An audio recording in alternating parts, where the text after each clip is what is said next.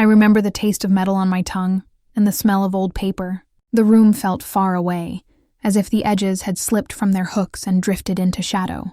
I told myself to stand. I told myself to breathe. I told myself a surname is not a weapon unless we hand it the blade. Afterward, my phone glowed on the floor like a small moon gone wrong. My dress lay in a crooked line beside it. Somewhere between the drawer and the door, his sneer turned into the grin of someone raised to believe the law is an inheritance. He said his family name like a passcode: Senator, son, untouchable. He left without looking back, and the hallway swallowed him the way a river eats a match. My father's men broke the door first, then the night. They moved like a single decision. One of them set a coat over my shoulders. Another spoke into a radio with the kind of patience that means urgency has been caged. My father arrived last. He always does. He never runs. Gravity runs to him. He took in the broken lock, the smashed glass, the thin red line on my cheek. His gaze touched every shard. He said nothing for a full minute, and in that minute my heartbeat arranged itself into a vow. He set his palm on my head the way a priest might bless a sinner, gentle but unmistakable. Then he told the room to leave. When the door clicked, the world held its breath. He stood beside the window and watched the rain sign a long letter across the city. "Tell me," he said, and those 2 words made the whole night sit up. I told him what I could without having to taste every detail again. I said the bar, the wrong corridor, the locked office, the voice that kept insisting I should be grateful. I said his title and the gleam of money on his wrist. I said the way he told me his father would crush any man who tried to make the... My father closed his eyes for a moment, and the room changed temperature. When he opened them, the tenderness was gone, packed away like a saint's relic returned to its box. "You will not speak to the police," he said. "You will not be photographed. You will not be seen. Not because I am ashamed of you, but because I will not barter with their theater." "I don't want a war," I whispered. "That word assumes 2 sides," he said. "There is only arithmetic," he took. "We will take." The city kept writing itself in water. He asked for the name again, not because he needed it, but because a name is the nail that holds a future to a wall. I gave it to him. The syllables felt like coin. Men returned with blankets, tea, a medic with eyes that knew not to search my face for permission. I answered his questions and none beyond them. When they were done, my father took my phone and dropped it into a bowl on the table. He poured a handful of rice over it as if he were feeding a small animal. "New number," he said. "New lock, new driver. Until I say otherwise, you do not go." "How long is until?" I asked. "Until I forget," he said, and we both knew he never forgets. At dawn, the city looked rinsed but not clean. A car waited in the alley, one of the ones with paint so deep you could see time in it. I sat in the back and let the motion show me what still hurt. My father sat beside me, his silence not empty but occupied. The driver did not ask where. The route was already decided. We went first to a church not ours. My father has a habit of visiting places where other men kneel. He lit a candle without ceremony and left it burning in a row of strangers. "For the part of you that believes in mercy," he said. "So, it has somewhere to live while I work." After the church came the office I had never seen, but knew by smell. Leather, paper, steel. The men at the table went quiet when we entered. They were his oldest circle, the ones who had survived enough winters to stop arguing about how they did it. My father placed a small white card on the table. The senator's crest shimmered with the oily assurance of money that never worries about running out. "This," he said, "is a dead instrument." A man with a scar at his collarbone asked if we were buying silence or selling fear. "Neither," my father replied. "We are collecting with interest." They spoke in low terms about routes, accounts, couriers, photographs. I heard the senator's name partitioned into tasks: strip his cover, cage his money, drown his image, isolate the air. The words moved like an undertow. "He will run to the press," someone said. "He will run to the court." My father's smile knits. He sent me to the inner office to rest. I did not sleep. The morning after blurred like an overexposed photograph. Too much light, too little mercy. My father's office smelled of tobacco and iron, Outside, men moved in deliberate rhythm, carrying folders, whispering instructions, dialing numbers that could ruin careers before breakfast. They looked like priests preparing a ritual, not a crime. I sat by the window, tracing the condensation with a trembling finger. Every drop rolled down the glass like an unfinished thought. I wondered if he had slept at all. His suit was pressed, his tie perfectly aligned, but there was something in his posture that told me the night had only changed uniforms. "The senator thinks we'll send lawyers," he said finally. "He's expecting outrage, not silence. Silence unnerves them." He handed me a cup of tea. The porcelain was thin. I could see the faint shadow of my shaking hand through it. "He'll deny it," I said. "He already has," he replied. The press release was drafted before dawn. They called it an unfortunate misunderstanding. The words burned more than the tea. "He'll protect his son," I whispered. "He'll try." My father turned, and I saw the calculation behind his calm. "But we protect our own differently." He opened a small black box and placed it on the table. Inside, beneath layers of white cloth, rested a gold watch with the senator's initials engraved on the back. "A gift," he said, "from a charity auction we quietly bought last year. Sometimes a trinket can open a vault." I didn't ask what he meant. In our world, meanings were more dangerous than secrets. By noon, the first fracture appeared. News broke of an anonymous source leaking photographs, grainy, damning images of the senator at a private gathering with known associates from an offshore bank. The headlines didn't mention me. They didn't need to. My father was cutting arteries, not skin. His phone never stopped ringing. Men and women arrived, spoke in clipped tones, left pale. The city seemed to tilt toward us, as if gravity itself had chosen sides. In the quiet moments between chaos, I tried to write. Not a statement, just words that could hold me together. But every sentence collapsed under its own weight. The page stayed mostly blank, except for a few ink smudges that looked like the aftermath of rain. When dusk came, he called me to the balcony. The city lights blinked below, too beautiful for the kind of justice we practiced. "I need you to trust me," he said. "What happens next will be loud. It will make enemies of old friends. You'll hear things about me that you shouldn't repeat, even in your own mind." I met his eyes. "You're going to kill him." His silence was its own confession. "I don't want his blood on us," I said. "That won't clean anything." He took a slow breath. "This isn't about cleaning. It's about remembering who we are. They think they can buy safety. We deal in consequence." The rain began again, thin at first, then harder, as if the sky had been waiting for permission. 2 nights later, the senator's convoy was stopped outside the city. No bullets, no bodies, just a disappearance that tasted like warning. His son, the one who hurt me, was missing. The world assumed kidnapping. The senator called it terrorism. My father said nothing. He spent the day in his study, listening to the slow tick of that gold watch, counting seconds like debts. I watched him from the hallway. Every motion was controlled, ritualistic. The glass of whiskey he never finished. The documents arranged with surgical precision. The phone calls that ended before a word could echo. He wasn't a man anymore.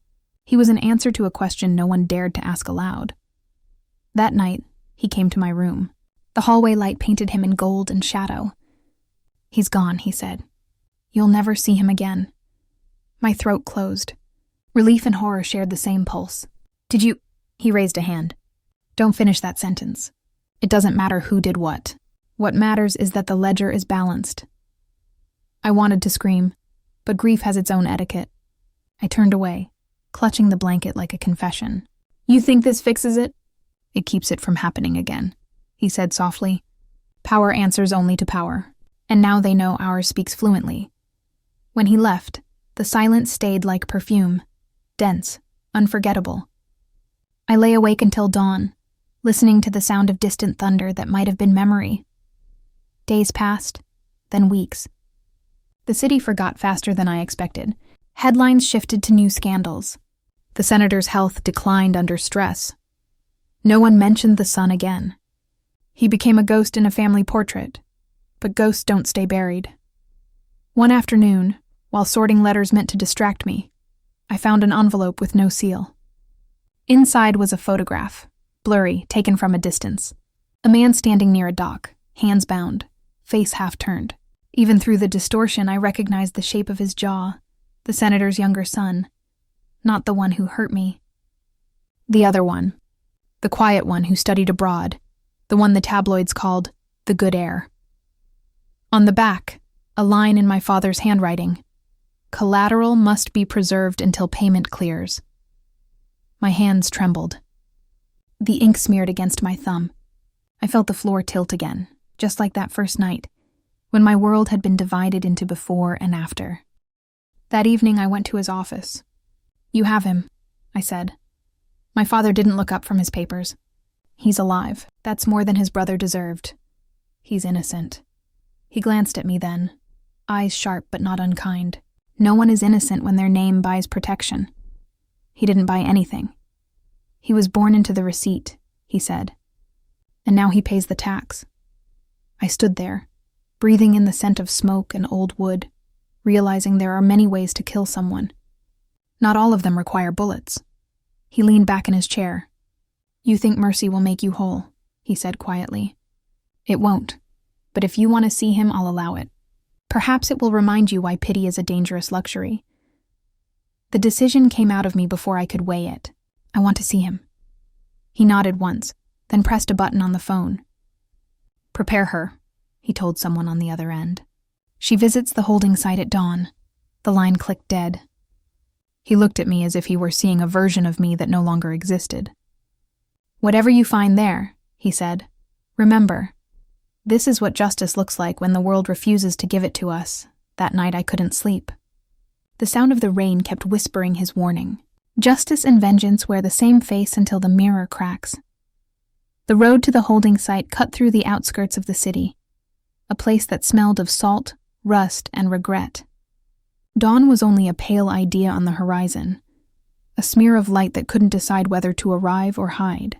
The car windows were tinted dark enough to make the world seem like a half-forgotten dream. I sat still, hands folded on my lap, trying not to think of the man I was about to see. When we stopped, it wasn't a prison or a warehouse like I expected.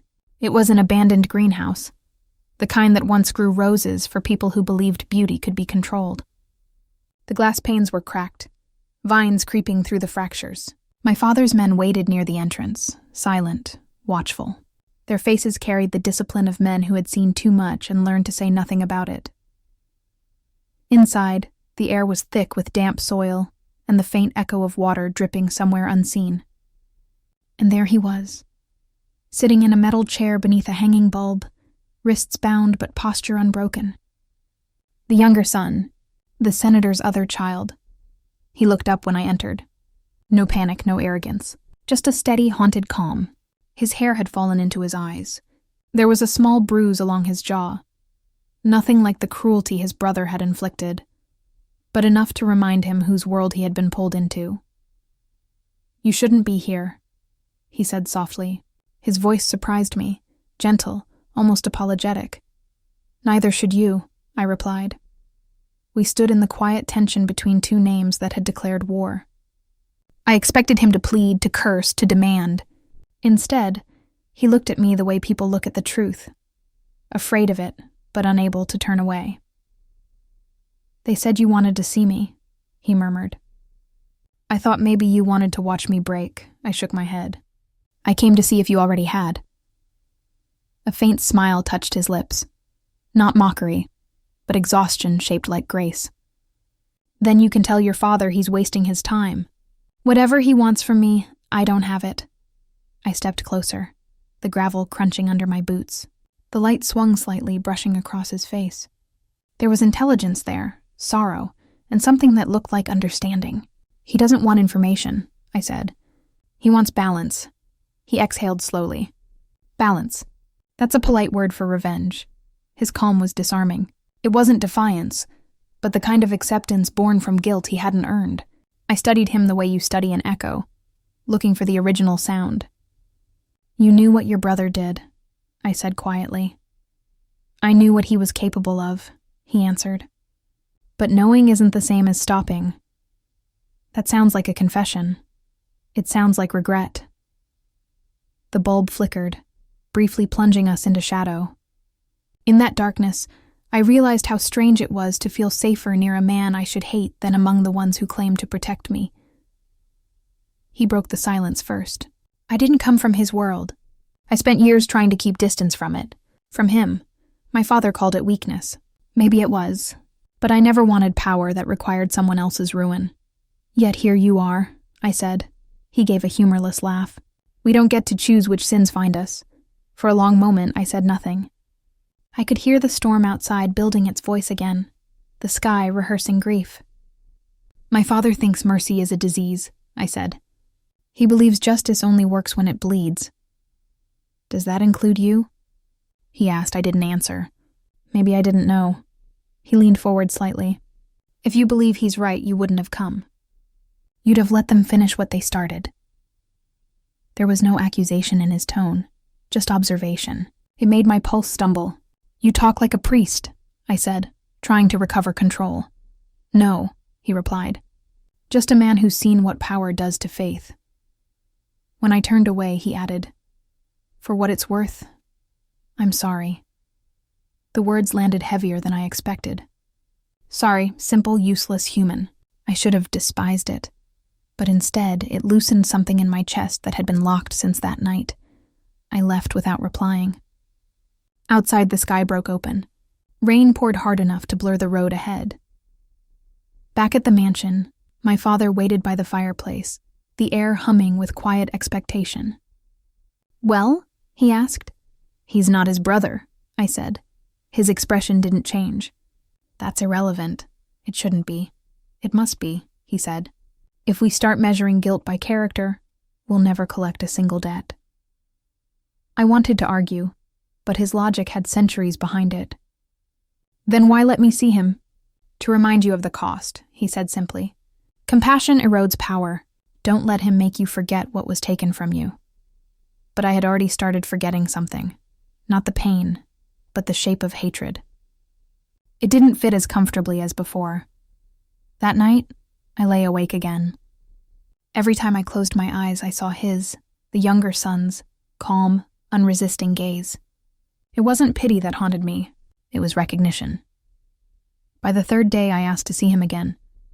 My father hesitated but allowed it. One more time, he said. Then we end this. When I entered the greenhouse again, he was standing this time, unbound but still watched. His eyes met mine like someone greeting a storm they'd been expecting. You came back, he said. I shouldn't have. I didn't think you would. We talked without pretense, about families, silence, the illusion of safety. He told me how his father built power out of fear, and how that same fear rotted their home from the inside. He spoke of trying to leave politics, of studying architecture, of wanting to design things that lasted longer than men's lives. I didn't want this world, he said, but maybe no one escapes the one they're born into. You sound like me, I said, before I could stop myself. He looked at me then, really looked. Then maybe that's why it had to happen this way, so we'd both know what it means to inherit sins we didn't choose. I felt something inside me tighten and unravel all at once. The bulb above us hummed softly. In that fragile light, his face seemed almost kind. When I left, the rain had stopped, but the scent of it clung to my skin. Back home, my father was on the phone. He turned when I entered. Tomorrow we deliver the final message, he said. I hesitated. What does that mean? It means, he said, his voice calm and fatal, that the senator will learn what it costs to bury the truth. And then, almost as an afterthought, he added, after that, there will be no visits. The words settled like ash. I understood. Tomorrow would end more than a feud. It would end the small, fragile mercy that had begun to grow between me and the enemy's son. That night, for the first time since the assault, I prayed. Not for justice, for time. The next morning, the air felt heavier than the sky itself. It wasn't just weather, and it was omen. The city's light came through the curtains like thin bruises of gold, soft and unwilling. My father's men were already moving before dawn, their voices calm, their hands efficient. Something final was in the air, That quiet before a sentence is spoken, before a life ends. I dressed in silence, my movements deliberate. The world outside my window looked almost innocent, unaware of the violence that hummed beneath its surface. A convoy of black cars lined the courtyard like punctuation marks in a story no one wanted to finish. My father was downstairs, standing by the long table that had seen too many decisions made over maps, files, and bottles of whiskey. He looked at me as if I were the echo of something he'd already mourned. "You shouldn't be here today," he said. "I want to be," I replied. "Wanting and enduring are not the same." I took a breath. "Is he going to die?" He didn't answer. Instead, he gestured toward a small envelope on the table. My name was written in his handwriting, clean, precise, irreversible. "If you open it now, you'll hate me," he said. "If you wait, you'll understand." I didn't touch it. "You said you'd let me see him again. That was before you started confusing mercy for healing." "I'm not confused," I said. "I'm awake." Something flickered behind his eyes. Not anger, but sorrow's twin. "I built a world to protect you," he said quietly. "And now that world is the thing you despise." "You built it out of fear," I said. "You called it love because it bled for me." For a long moment, we stood in silence. Then he turned away. "Take her upstairs," he told one of his men. "She doesn't leave until I say." They escorted me to my room, but they underestimated what grief does to obedience. I waited until their footsteps faded, then opened the window. The ledge was narrow, the drop merciless, but mercy had stopped being a language in this house. I climbed down the side of the stone wall, palms burning, heart steady. Outside, the city's dawn had sharpened. I stole one of the cars from the lower lot, an older model, quieter engine, and drove toward the outskirts.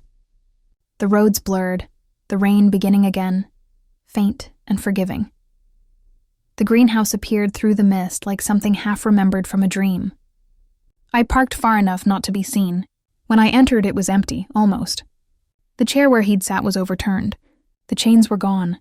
A single drop of blood marked the floor, still fresh enough to reflect the light. "Where is he?" I whispered, but the room didn't answer. Then I heard a sound, faint, metallic, from the back corridor. I followed it, heart pounding in a rhythm too human to belong in a place built for revenge. He was there, in the corner, wrists still cuffed but standing, eyes wild with something between relief and disbelief. One of my father's men lay unconscious beside him. "You shouldn't have come," he said. "I wasn't going to let him finish this," I replied. His gaze softened. "He'll come for you if you take me." "He'll come anyway," I said. "At least this way, it will be for something that still feels human." I found the key on the fallen man and unlocked his cuffs. The metal clicked open, loud enough to sound like rebellion. "Can you walk?" I asked. "Barely," he said, managing a grim smile. "But I'll try to keep up with the woman who just declared war on her own father." We ran. The greenhouse faded behind us as if the night had swallowed it whole. The car trembled under the speed, but I didn't stop. Roads curved, lights blurred. The city turned into coastline, the skyline dissolving behind fog. For hours, neither of us spoke. The only sound was the rain, tracing lines across the windshield like a confession written too late. Finally, when we reached the edge of a deserted harbor, I stopped. The sea spread before us, vast and indifferent. "This is as far as we go tonight," I said. He leaned against the car, breathing hard. "You're shaking," he said. "I've been shaking since that night," I replied. "I just learned to hide it." He looked at me, and for the first time I saw the fracture behind his composure, the kind of pain that doesn't scream, it just stays. "I don't know how to thank you," he said. "Don't," I whispered. "I didn't do it for you." "Then why?" "Because I needed to see that someone from your world could bleed without asking for permission." He smiled faintly, rain sliding down his cheek. "Then you've seen it." We stayed like that for a long time, two strangers bound by the same wound.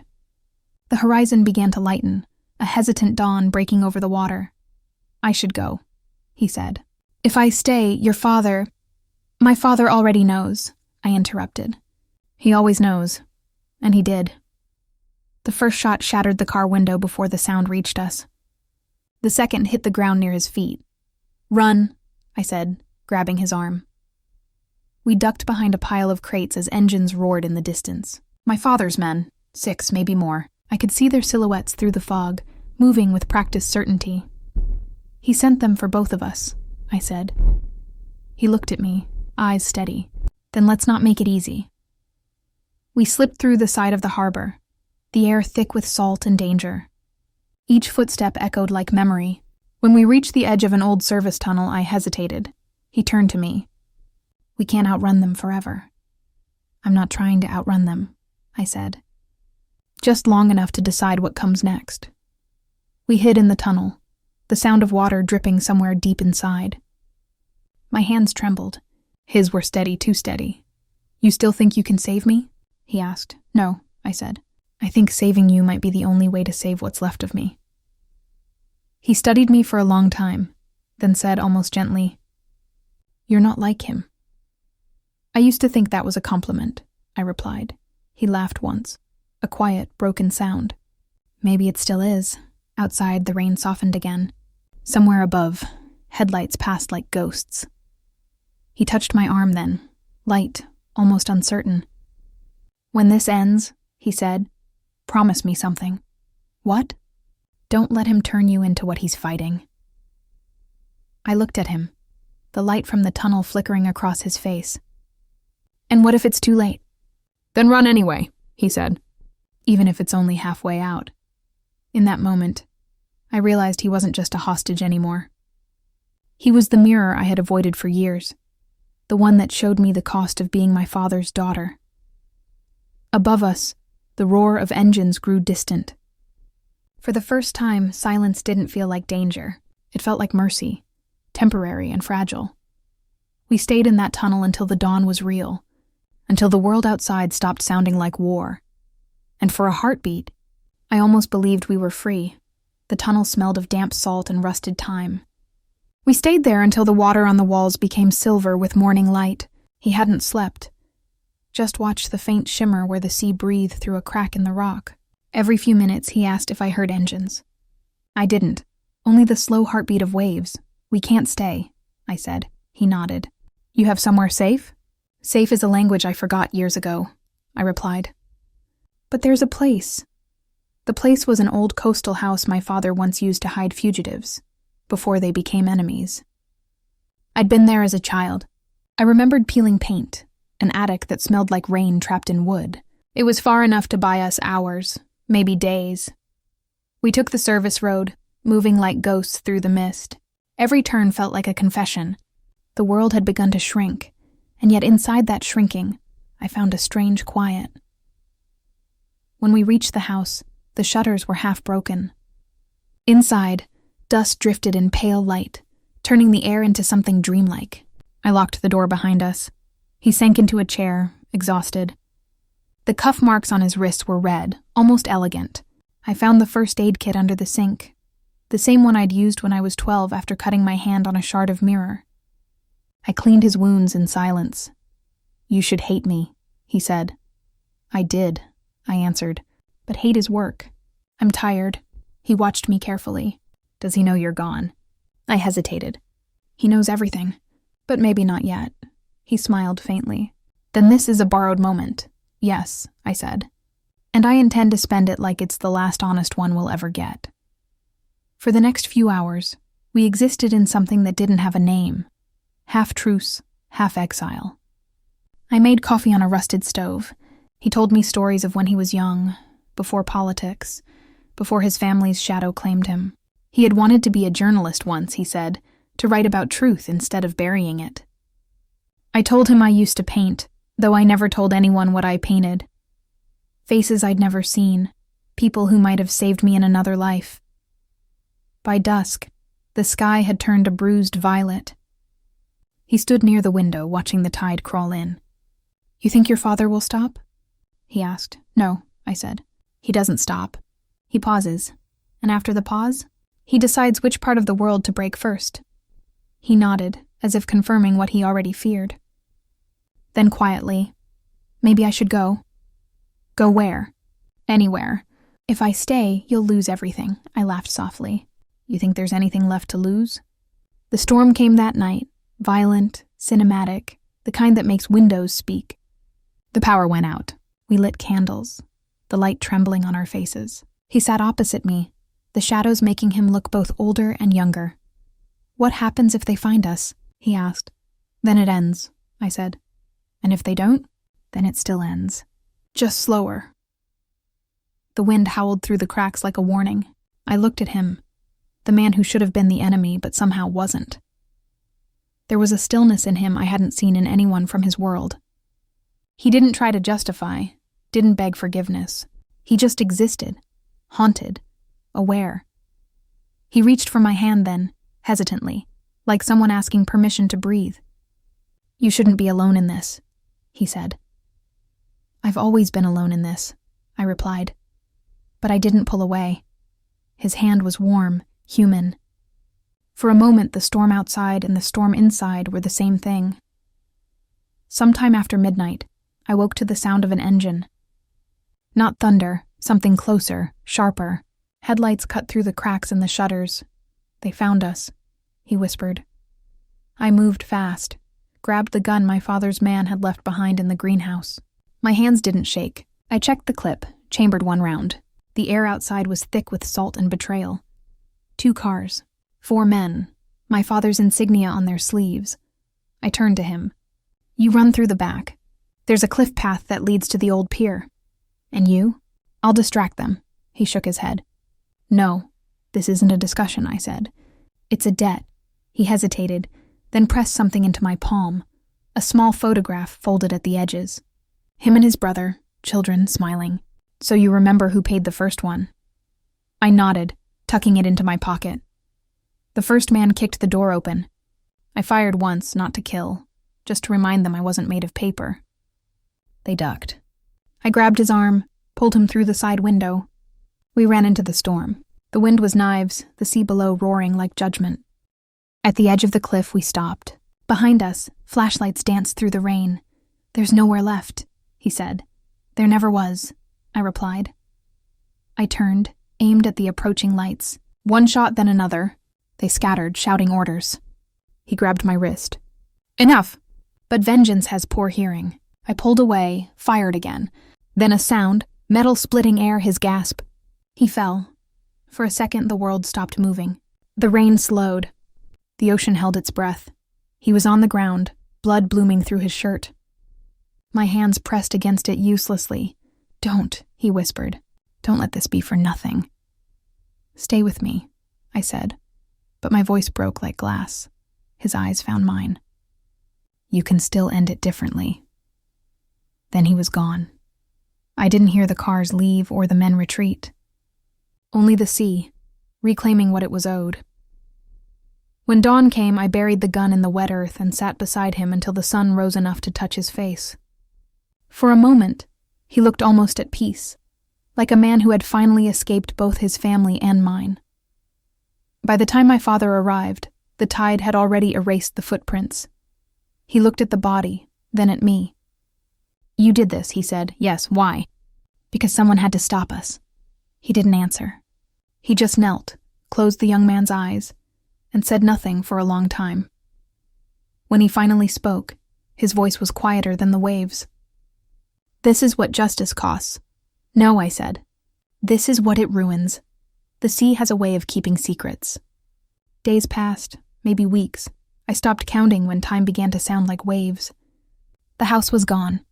The men were gone. Only the memory of rain remained, stitched into every breath I took. My father didn't speak of that night again. He didn't ask where I buried him. He didn't need to. We returned to the city in silence.